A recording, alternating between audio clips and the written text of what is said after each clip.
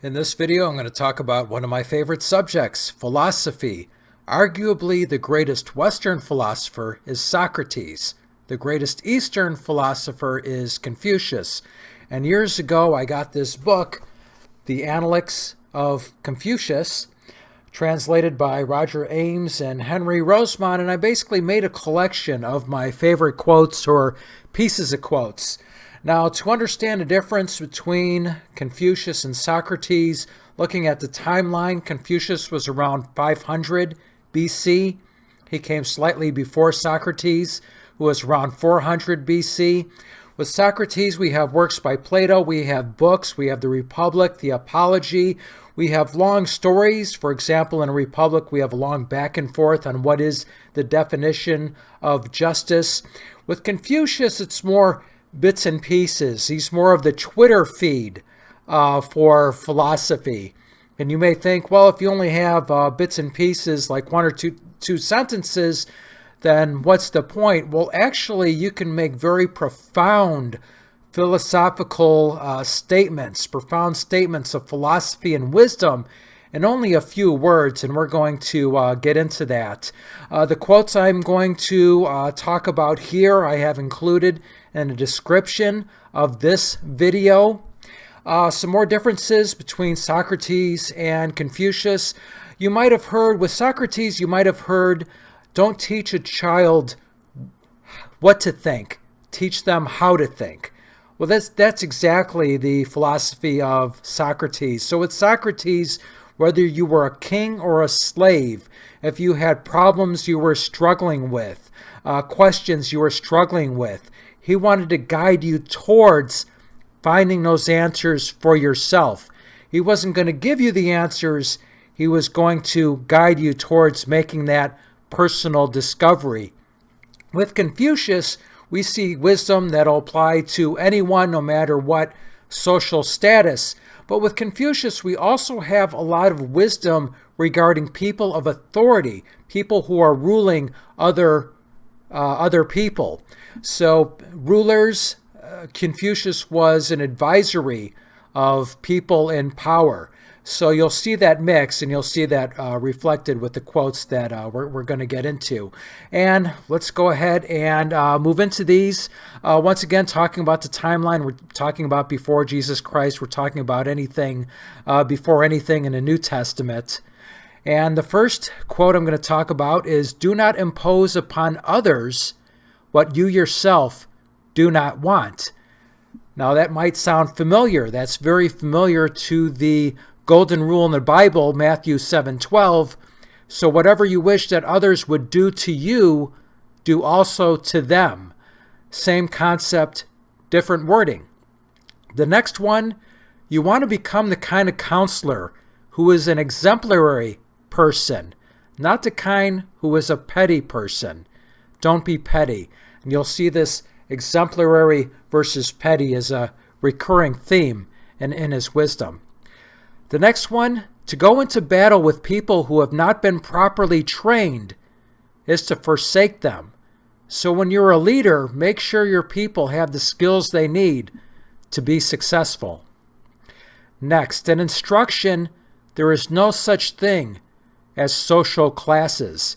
So this is a great quote about equality. Whether you're rich or poor, everybody has the ability to study. Everybody has the ability to gain knowledge.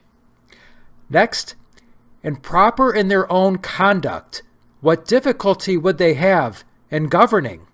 But if not able to be proper in their own conduct, how can they demand such conduct from others? So Confucius didn't have a lot of patience for hypocrisy when it came to people in authority. People in authority that expect this level of character from the people that they're ruling. Well, they themselves have to lead by example. So don't expect others to have this level of character if you're not able to achieve that level. Lead by example, another reoccurring theme. This one is one of my favorite quotes of all time from any philosopher. Don't worry about being acknowledged by others. Worry about failing to acknowledge them. Think about how many people are so desperate for attention, especially younger people. People so desperate, they're willing to give up parts of themselves. They're willing to not be true to themselves just to get that attention. This is a small quote that completely turns the table of power. Don't worry about being acknowledged by others. Worry about failing to acknowledge them. I think this is wisdom that any child going into 5th grade should be told. Don't hold back on giving compliments. Notice what other people are doing, and when they're doing good work, let them know that you think they're doing good. You're impressed with the work that they're producing, and focus on that just as much, in fact more so, than any recognition you're expecting for the work that you're doing. Brilliant philosophy. Raise up the true and place them over the crooked, and the allegiance of the people will be yours. Raise up the crooked and place them over the true, and the people will not be yours. So when you're in a position of authority, be careful on the people that you promote. If in one's conduct one refrains from intimidation, from self-importance, from ill will, and from greed, can one be considered authoritative? So if you're going to be authoritative, refrain from using intimidation, self-importance, ill will, and from greed. Set an example yourself for those in office, pardon minor offenses, and promote those with superior character and ability. So this gets into a previous quote about not putting the crooked over the true. Promote people based on superior character and ability. Promote the best. And set an example once again for yourself. For those in office, lead by example. And I really like this part. Pardon minor offenses. I can't tell you how many times there's been so much bad feelings because somebody did something that technically they weren't supposed to do, but there was other circumstances involved, and there's people that said, oh, you have to be accountable, you have to have this fine or whatever the punishment was, and for the people receiving it, it caused a lot of resentment, hurt feelings, and a lot of bad blood, and it just wasn't worth it. So I think this is really good. Pardon minor offenses. A lot of the times, it's just not worth the animosity and the problems it's going to cause. I think that one's very important. Next one. Not yet understanding life, how could you understand death? This gets into, for me, ancient Greek philosophy. Living and dying are not completely separate. They're related because in life, what is your purpose? What do you hope to accomplish? And how you live it directly affects on how you want to die, how you intend to die, how you want to be remembered. So not yet understanding life, how can you understand death? The person who does not consider what is far off will not escape being alarmed at what is near at hand. This reminds me of philosophy for somebody in business. Recognize a problem before it becomes an emergency. So be aware of what's going on and try to head things off at the pass. When you see possible problems coming up, keep an eye on them before they get out of control. Study as though you cannot catch up to it, and as though you fear you are going to lose it. So needless to say, Confucius was very big on studying, very big on obtaining knowledge. Exemplary persons cherish fairness.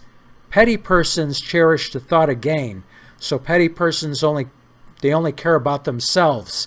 The exemplary person cares about others, cares about fairness. The next one. An exemplary person defers on matters he does not understand. When names are not used properly, language will not be used effectively. When language is not used effectively, matters will not be taken care of. This reminds me of a quote from Socrates, wisdom begins by properly defining terms. You can have a lot of confusion when words are being used and everybody has a different perception of those words. And really, obviously, this is great wisdom. Defer on matters you don't understand. Nobody knows it all. But have advisors, have those people that you know are well-versed in particular subjects, and give them the spotlight. Get their advice, get their knowledge. Don't be afraid to get that knowledge from other people. Don't be afraid to defer. To know what you know and know what you do not know, that then is wisdom. Obviously, people who think they know everything can often cause a whole lot of problems with their shameless ignorance. Where everyone despises a person, you must look into the matter carefully. When everyone celebrates a person, you must also look into it carefully. So do your own research and form your own opinions. Don't follow mob mentality. How many times were you given misinformation that somebody said something or somebody did something, and then you immediately, they're guilty of that. Now you're bad-mouthing them. Now you have all this anger and resentment for that person, and then you find out it wasn't true. You were told a lie. They didn't really say this thing. They really didn't do this thing, and now you kind of feel foolish. So make sure that you do your own diligence. Don't just follow what everybody else is doing, especially when it comes to despising somebody, especially when it comes to celebrating somebody. Very good wisdom here. Having gone astray, to fail to get right back on track is to stray indeed. So keep in mind, what I'm reading you, we're talking about 2,500 years ago. Now, obviously, this kind of sentiment has been repeated over and over again. If you get back on the horse, that sort of thing. I think the best wording of this, I believe, came from Vince Lombardi, a head coach of the Green Bay Packers in the States, a professional football team, I believe during the 70s, who said it's not whether you get knocked down, it's whether you get up. And that's one of the great things about learning ancient philosophy. You see these things that applied thousands of years ago that apply today, and that also applied thousands of years ago before these ancient philosophers said them. And that gets into timeless wisdom from the beginning of mankind to the end. This is helpful wisdom for guiding people in life. Exemplary persons understand what is appropriate. Petty persons understand what is of personal advantage. So once again, petty people are just looking out for themselves. Exemplary persons want to do what is appropriate actions. Exemplary persons associating openly with others are not partisan.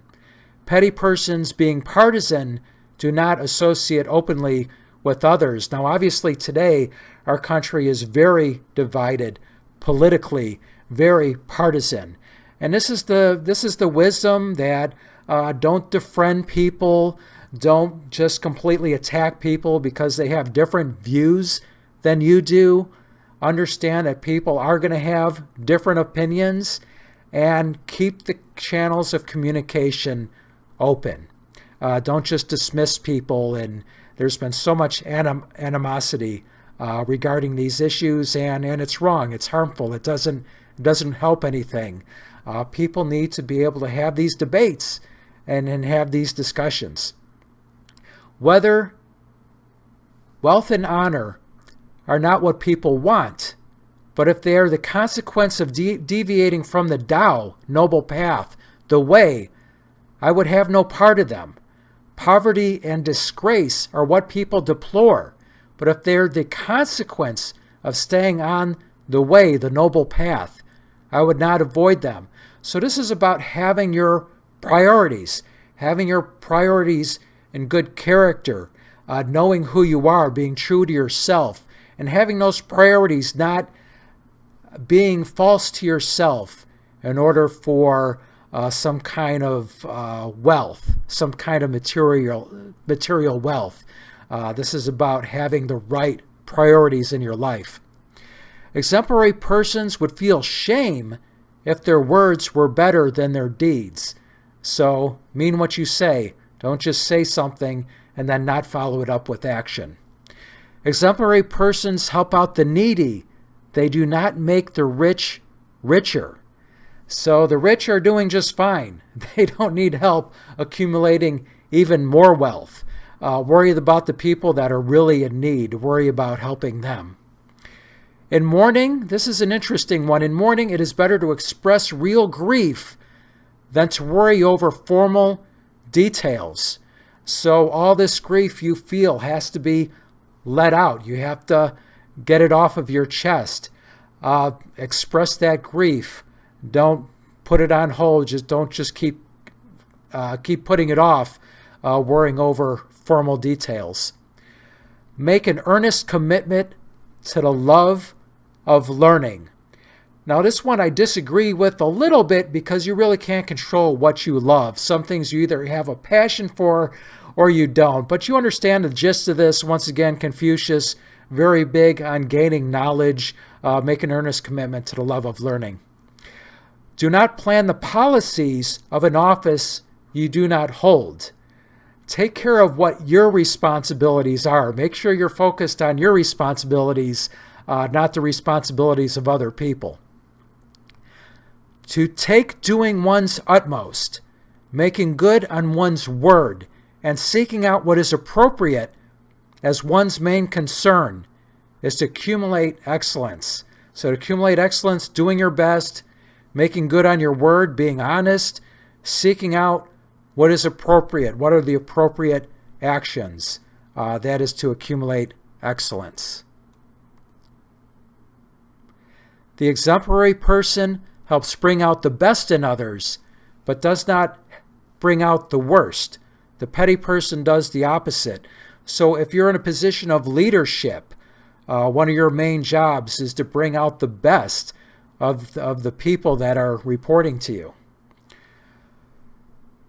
Chil Kanzing, or Ji Kanzi, I'm probably completely butchering that, but some guy was troubled by the number of thieves and asked Confucius for advice. Confucius replied to him, "If you yourself were not so greedy, the people could not be paid to steal."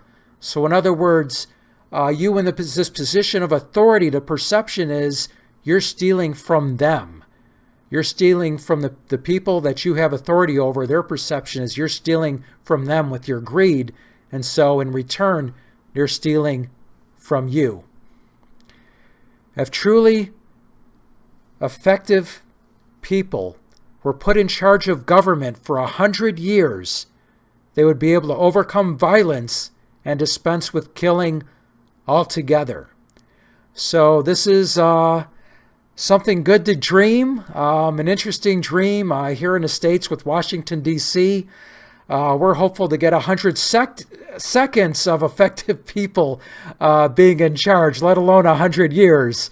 But it's a good dream to have. 100 years of effective leadership would certainly do wonders, obviously. Exemplary persons do not promote others because of what they say, nor do they reject what is said because of who says it. Now, this particular one, I wish I had a little bit more detail. What I'm gaining from the first part is you don't promote people because of what they say, you promote them what they do. Are they not only saying the right things, are they doing the right things? But the second one I really like, nor do they reject what is said because of who says it. That reminds me of a Persian proverb. Pay attention to the words, not the person who says it. For example, a 10-year-old child might say something about a particular subject or a current event, and they might have a lot of wisdom in what they're saying. And so you shouldn't just dismiss them. Oh, what do they know? They're 10 years old. And obviously the same as far as somebody in economic status, if they're a male, if they're a female, age, ethnicity, religion, obviously all these different things. Don't dismiss somebody just because of who they are. If they say something about a particular subject, even if it's a criminal, they might actually have a lot of wisdom in what they're saying, so don't just dismiss it. Learning without due reflection leads to perplexity. I think that's an important one. Obviously, a lot of people in school, they learn just to learn definitions of words to be able to pass a test. But they don't reflect on their learning, and they don't really understand it. They're memorizing it, but they really don't understand it. So pay attention and reflect on what you're learning and truly understand it. Don't just memorize words and definitions. Very important. Exemplary persons are steadfast in the face of adversity, while petty persons are engulfed by it. So when it comes to leadership, obviously, when things go bad, when there's emergencies, you need somebody who's steadfast. You need somebody who keeps their cool. Somebody that shouldn't be in their position, somebody that panics, somebody you can't really trust to be the leader. Obviously, that's the person that shouldn't be in that position of authority. So here's some wisdom on when governing effectively. Those near at hand are pleased, and those at a distance are drawn to you. Wisdom on governing effectively. Don't try to rush things, and don't get distracted by small opportunities. If you try to rush things, you won't achieve your ends. If you get distracted by small opportunities, you won't succeed in the more important of government. When people get promoted, when people go from being an individual contributor to being a team leader, that's a very big difference in roles and responsibilities. A team leader is expected to be a visionary for their team. So if they're still in that mindset of individual responsibilities, then they're in that smaller bubble. Well, they need to expand. Now you're talking about leadership for an entire team. Now you're talking about these larger objectives, which you're not going to get to if you're still focused on the small one, if you're not deferring those smaller tasks to other people. On the 5 attitudes: deference, tolerance, making good on one's word, diligence, and generosity. If you are deferential, respectful, you will not suffer insult. If tolerant, you will win over the many. If you make good on your word, others will rely upon you. If diligent, you will get results. If generous, you will have the status to employ others effectively. The next one, to be poor without feeling ill will, is much more difficult than to be wealthy without being arrogant.